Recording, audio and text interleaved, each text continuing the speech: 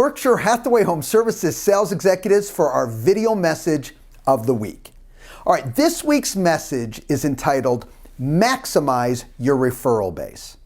Now, if you would ask most successful agents, they would tell you, one, they get the majority of their business from referrals, or if they're newer in the business, their goal is to aspire to be able to get their business from referrals.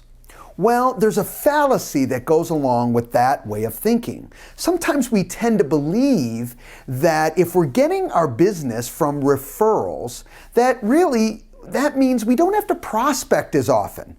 That is absolutely not the case. And I want to give you some ideas today that really will tell you that not only do you have to continue to prospect on an ongoing basis consistently, but I think what it does do is it changes the way you can look at how you prospect. And that's what we're going to talk about here.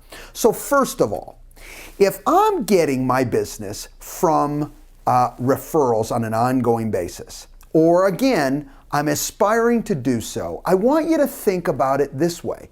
By reaching out and prospecting on a consistent basis to that group of people that you know, call it in this case your SOI, your mindset needs to be that not only am I calling to connect, I'm calling to cultivate and grow my referral base. How many of you know people, or it's you, that you've had a good year and then a not so good year, a good year and then a not so good year?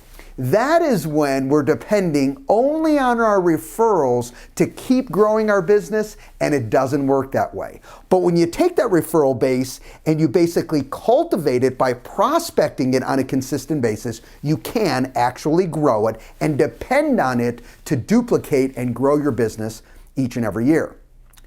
The other aspect I want in your mind is when you call them, I want you to specifically think about what their why is. You know, we talk about our personal why, your why for your business.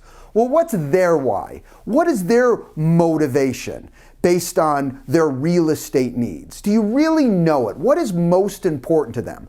When you call them, okay, and you talk to them, I want you really thinking about what's so important to them. Okay, I'm listening, and it may not be a piece of business that I'm going to get today, but if I really understand my client better, not only can you serve them better, but I promise you, okay, you're more apt to get more business from not only them, but people they know. And last, but certainly not least, I want you to measure the success that you get. You know, so many sales executives will say, well, I get my business from referrals, but I guarantee you, 95% of the time, they really don't know who they're getting the referrals from on an ongoing basis, or maybe they just think about and they can pick out a couple people. You should know your core. Okay, who's giving you your referrals and how many specific referrals and how much business do you get from them? And know the people that aren't giving you those referrals. Maybe there is a relationship there, but they haven't used you today. And it can give you some direction on what questions to ask and specifically help you when you're communicating with them. Having an opportunity to grow a referral base is super, but as always, you got to be intentional about your plan. Have a great week, everybody. We'll talk to you next week. Bye-bye.